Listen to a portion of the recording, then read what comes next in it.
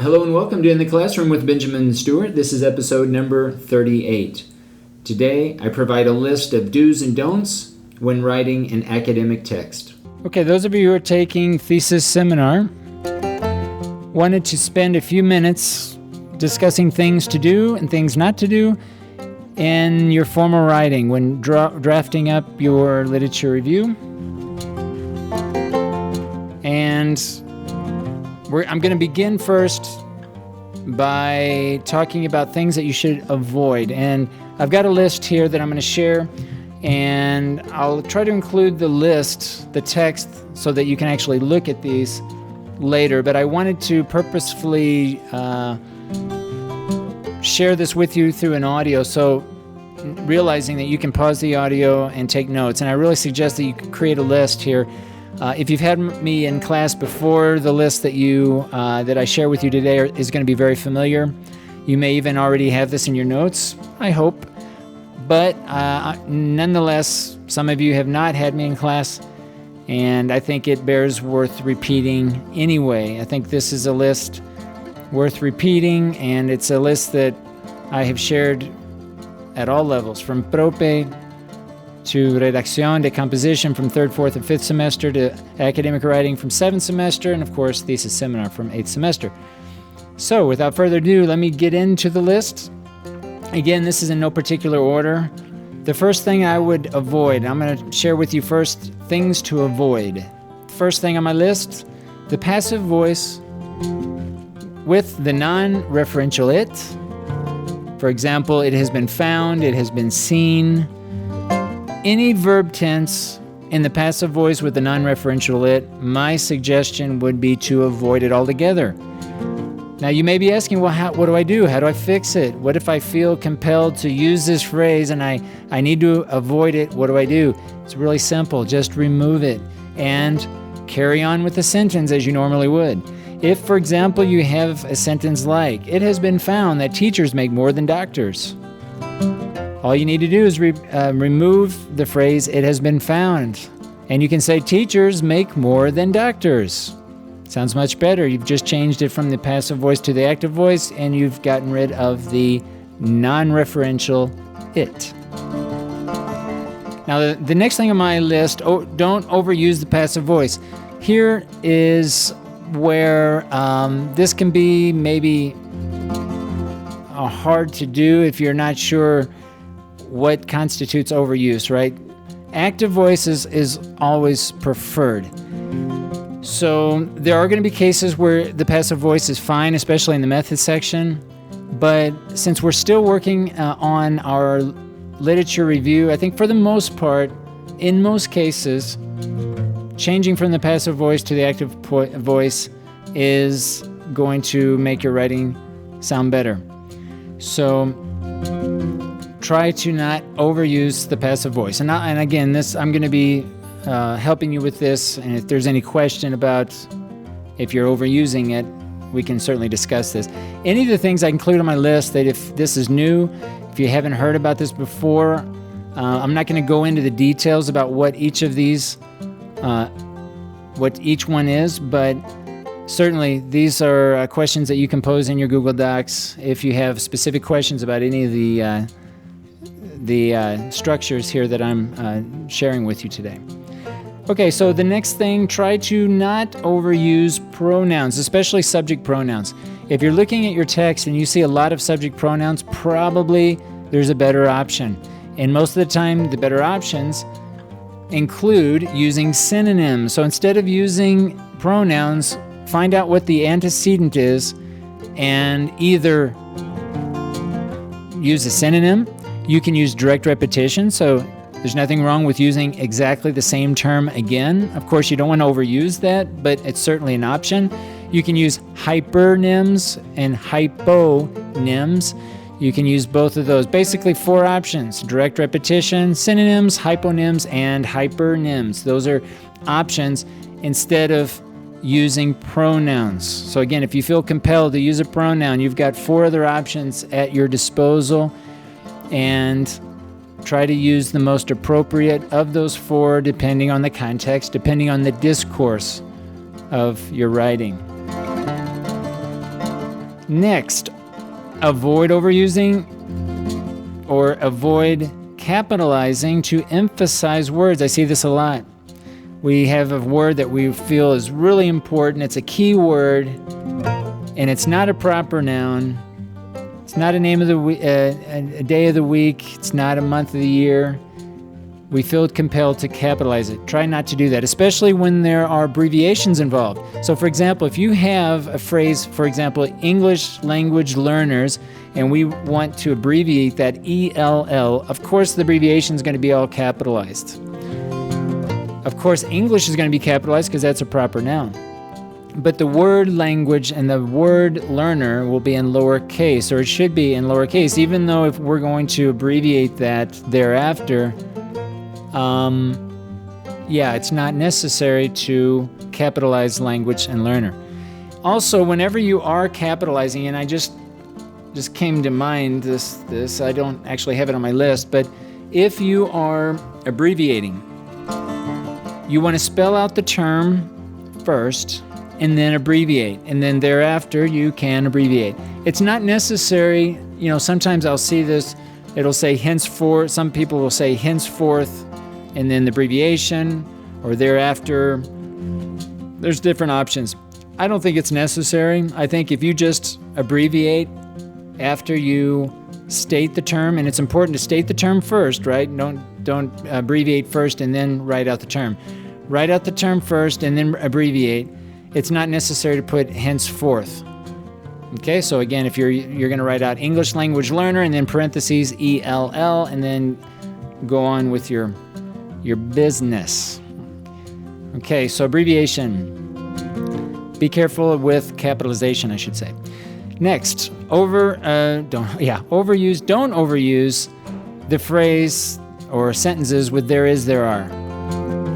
And I'm like on the fence here. I'm almost willing to say avoid it altogether. I'm really close to just saying that. But try not to overuse it. So I guess I can't say never use it, but if I see a sentence with there is, there are, I'm automatically looking at what came before, what came after, and I'm almost certain to try to find a better way to write that sentence. And I would suggest that you do the same. The problem with there is, there are is the sentence, the subject, the placement of the subject. It's almost always better to have the subject at the beginning of the sentence in most cases. So be careful with there is, there are. Try not to overuse it. And if you feel compelled to write it, find the subject, find the verb, maybe introduce a transition before the subject, and 9 times out of 10, you're going to have a better sentence. Next, absolutely avoid there is, there are in the topic sentence. And I'll go ahead and add the verb to be as well. So try to avoid altogether there is, there are, and the verb to be in the topic sentence. The topic sentence is going to be our claim, remember. So we have to state a claim. A claim is something that's debatable, that's arguable. And anytime we start using the verb to be, it almost sounds like a fact or evidence. It almost sounds like a different type of sentence that we'll use later on, perhaps in the same paragraph, but not necessarily as a topic sentence, as a claim. So try to avoid there is, there are. Try to avoid the verb to be in the topic sentence. The topic sentence is the main idea of the topic of the body paragraph and will begin the body paragraph. Avoid overusing the same verbs, especially the verb to be and to have. Those seem to be popular verbs, and sometimes I'll see a body paragraph with just the verbs to be and to have all the way through. So try to avoid those two verbs, and of course try to avoid any verb that's being overused. And we don't want to overuse any word regardless of the part of speech, but typically the verb to be and to have are favorites among many. So try to find different verbs. Try to use a thesaurus to introduce more dynamic verbs. try to overuse, there I said it again. Try not to overuse the semicolon. Remember, the semicolon is to separate two main clauses that really relate to each other. That's the key, that really are closely related.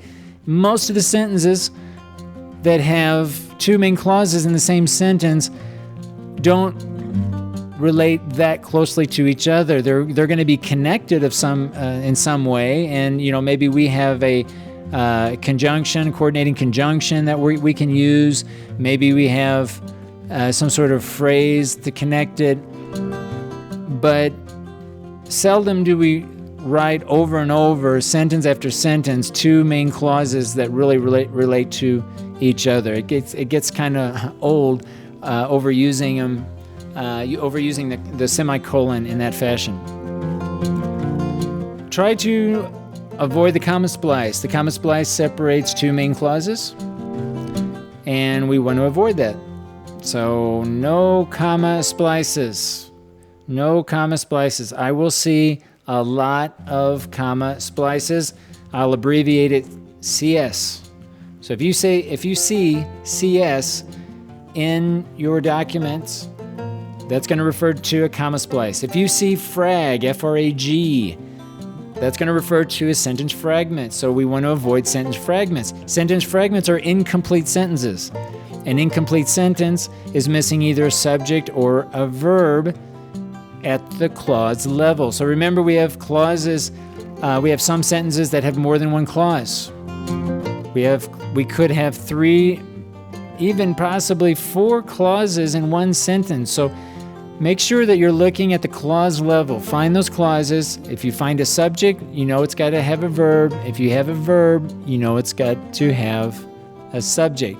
And when I mean verb, I don't mean a verbal that functions as maybe a noun or an adjective. I'm actually referring to a verb phrase. If you find a verb phrase, it needs to have a noun phrase. If you have a noun, a subject, I should say.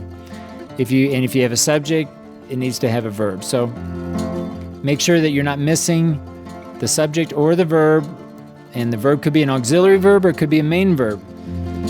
Be careful with sentence fragments. Be careful also with run-on sentences. We want to avoid run-on sentences. Those are clauses, main clauses, that lack punctuation or some sort of connector. So make sure that you avoid run-on sentences. Transition. Make sure you avoid transitions to begin a topic sentence. Remember, in the meal plan, the very last sentence of the body paragraph is either going to be a linking sentence or a summarizing sentence. So a linking sentence is going to connect the current main idea of the current body paragraph to the main idea of the next body paragraph. So make sure that you that you have a linking sentence, or you could also have a summarizing sentence. So that last sentence of each body paragraph could serve as a summary, or it could be serving as some sort of transition. It's for that reason, it's not necessary to have a transition at the beginning of the main idea, the beginning of the topic sentence. Don't feel that you need to include a transition there. Just begin with the topic, the subject of the sentence, and continue with the verb. Avoid bold text except for headings. So no bold text whatsoever except for any level 1, level 2, or level 3 headings. I think I mentioned this earlier about capitalization, but to emphasize words, do not use bold, do not italicize, and do not capitalize to emphasize words. Avoid words like obviously and clearly. This has to do with tone. We don't want to be presumptuous. We don't want to show our subjectivity by saying, oh, I think this is so obvious as the writer, when maybe the reader might not think that it's so obvious. So you don't want to put them in a situation where they feel silly, stupid, or what have you, simply because you chose to use the words obviously or clearly. So try to avoid those types of words to begin sentences. Try to avoid those words altogether. Alrighty, the next list. The next list here I want to share with you are things to include. The top of my list here, the first item is the serial comma. Now, this is not your breakfast cereal. This is a serial comma, as in at least 3 things.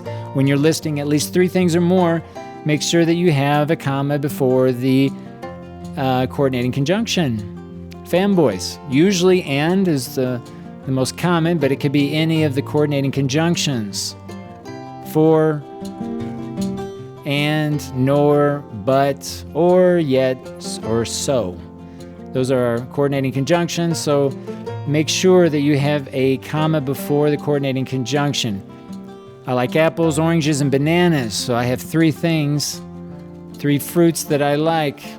So make sure that you have the comma before the connector and. I like apples, comma, bananas, comma, and oranges.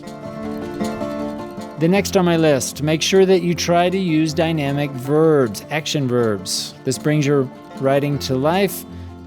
Make sure not to overuse any verb, but try to include dynamic verbs throughout your writing. Be consistent with key words or specific words that have certain meanings in education. So here, I see this a lot in our field. We have words like activity, materials, techniques, methods, approaches, strategies, etc. So these words have specific meanings, especially in terms of your own study. And most of the time, these words are not interchangeable. And sometimes writers will use them interchangeably, and it can also often confuse the reader. So be very deliberate. When you use these terms, make sure that it's clear in your mind and throughout your writing what you mean by a technique. Are we talking about a teaching technique versus a learning strategy, a didactic material versus a method or an activity, right? Or even an approach, which is even more general. So be careful with those types of words. Any type of technical term, if you're using it specifically for the purposes of your study, be consistent with that term.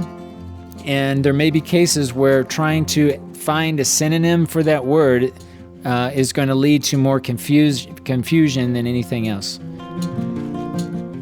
Make sure that you're using a combination of sentence types. So remember, we have simple, compound, complex, and compound complex sentences. Those 4 different types of sentences. Probably 3 clauses is going to be the limit. There might be cases where you can squeeze in 4 clauses, but any more than that, your sentence is beginning to get too long. And one of the things that I talk a lot about are the differences between typically writing a sentence in Spanish versus in English. And in general, sentences in Spanish can tend to be longer than they are in English. So be careful with the sentence types that you use. Be careful with not including too many clauses in one sentence. A cohesive text. Okay, so here we have transition. So here, this is an important point regarding how to try to connect ideas from one sentence to the next. And I want to give you a list of 4 options, 4 ways that you can connect ideas from one sentence to the next, thinking in terms of a body paragraph. So think of bridging ideas from one sentence to the next within the same paragraph. I want to give you a list of 4 options. The reason there are 4 options is that you don't stick to any one type, that you mix it up. So the first option, rhyme and theme. Remember, there are 2 patterns in rhyme and theme. A theme typically is the subject of the sentence. The rhyme is the new information or the information that comes later. So the first pattern is use the same theme, new rhyme.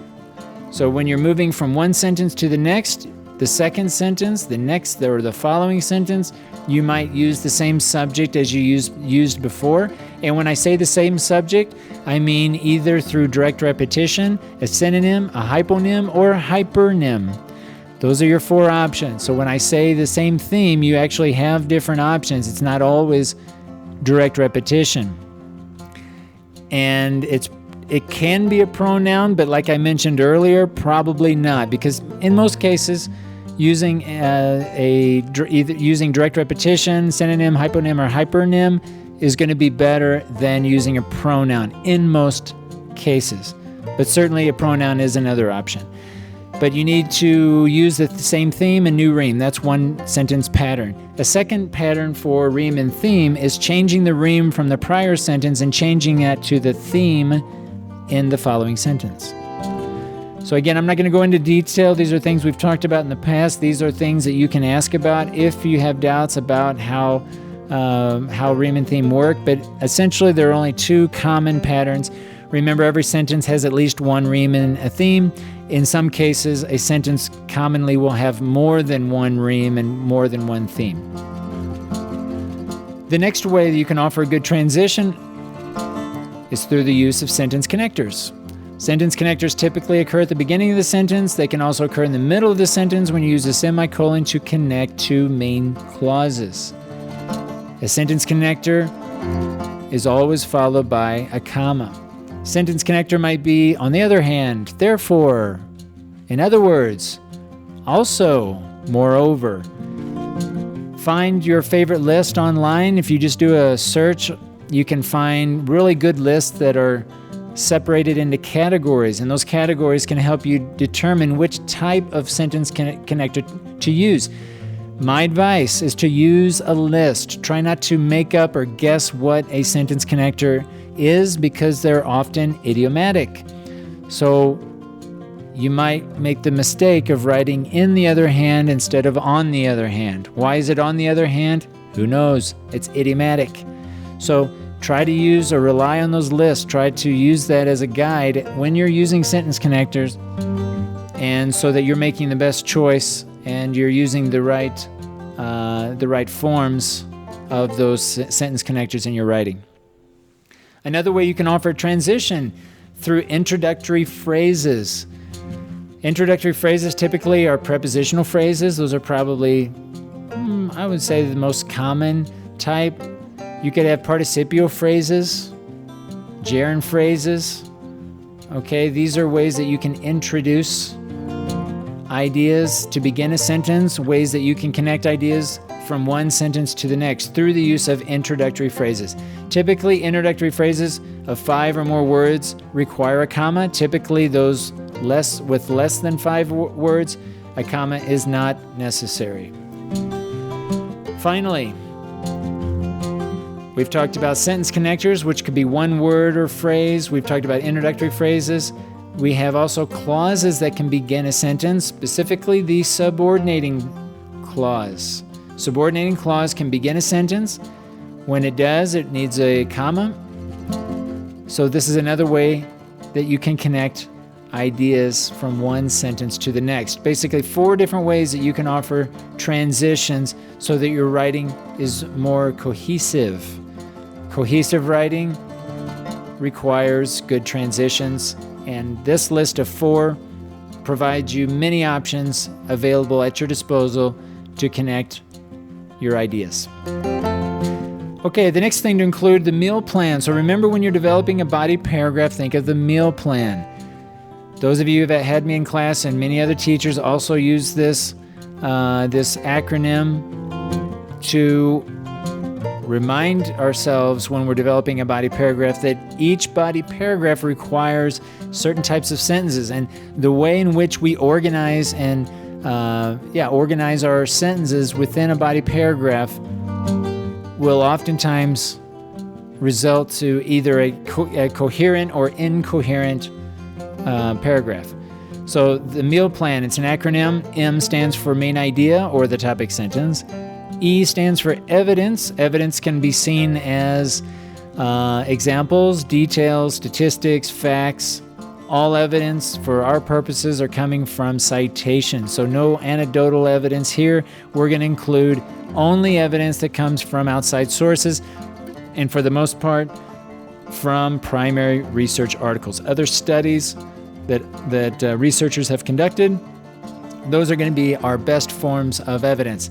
Certainly books and book chapters are also an option. For our purposes, we're going to avoid entirely any websites we're going to avoid those completely. A of the meal plan stands for analysis. Analysis can be seen as explaining the evidence in terms of the main idea. Analysis, synthesize information, analyze information, explain, comment. And what are we commenting on? We want to make the link or the connection between the evidence, the examples, the facts, statistics. We want to connect those to the main idea, to the topic sentence. And that's the job of the analyzed sentences. Finally, the L stands for the link, and as I mentioned earlier, this can also be viewed as a summarizing sentence. So either a linking sentence that connects the current idea of the current paragraph to the next, or the summarizing sentence. So a few things here to keep in mind with regard to the meal plan. Citations serve as evidence, as I mentioned earlier. Evidence precedes the analysis sentences. Evidence comes before the analysis sentences. We can't analyze something unless we've provided evidence first. So keep that in mind. The main idea or the topic sentence begins each body paragraph. The final sentence will serve as either a linking sentence or a summarizing sentence, as I mentioned. Linking sentence links the current main idea to the next idea of the next paragraph. All right, that's the meal plan. A few more here. Italicized foreign words. So any words that are not English words should be italicized. Also, when you're naming a term, you can also italicize. For example, you can say, the word foreign is hard to spell. So in this case, the word foreign is italicized. So when you're referring to a word, so again, when I say the word foreign is going to be italicized. Finally, try to include 5 to 8 sentences per paragraph. Now, this is not, edged in stone. This is a suggestion. It's a pretty good rule of thumb, 5 to 8 sentences. If you have one paragraph, it's 9, maybe 10 sentences. Okay, but think of, keep this in mind. 5 to 8 sentences is a pretty good number to consider for all paragraphs that you include in your thesis. Okay, I think I'll stop here. That's quite a list. I know I am creating this video so that you can pause it, take notes, refer back to it. Again, I'm not going to go into greater detail about each one of these. These are things that certainly you have, for the most part, have come across in prior classes. If you have questions, please ask me. You can leave comments in your Google Docs. If I leave codes that refer to some of these, for example, comma splice, CS, frag, F-R-A-G, that's going to refer to sentence fragments. This is basically, these are types of errors and considerations that I have come across, and I would say 95% of my feedback will include the list that I just shared with you today. So I know that sometimes it's more difficult to try to share with you this whole list, and it's one of those things that's maybe hard to say, easy to say, hard to do. But no worries, do the best you can, and if it helps going through this list beforehand or as you write, so be it. Wonderful. If not, that's fine too. I'll be providing feedback, and I will be talking about, again, most of this list with you as a group. And I'll go ahead and conclude with that. Again, if you do have questions about these errors, let me know. And again, I'll leave comments in your Google Docs. So good luck with your writing. I know this is crunch time. We have a deadline of next week. We have basically 10 days to finish. So do your best to write up the text. After giving you this long list, I guess I should say, don't worry too much about the errors at this point. Do your best to get finished writing up all of your ideas. Preferably finish by maybe 2 or 3 days before the due date so that I can provide you feedback and you can have a few days to review and revise your draft. That would be ideal. So try to get your ideas down. If anybody has questions about organization, certainly let me know. And try not to spend any more time than you have to. If you are not sure how to proceed or you're feeling frustrated, you need some assistance, again, leave comments in the Google Docs or schedule time with me in my office. All right, so I'll talk to each of you very soon, and good luck with your writing.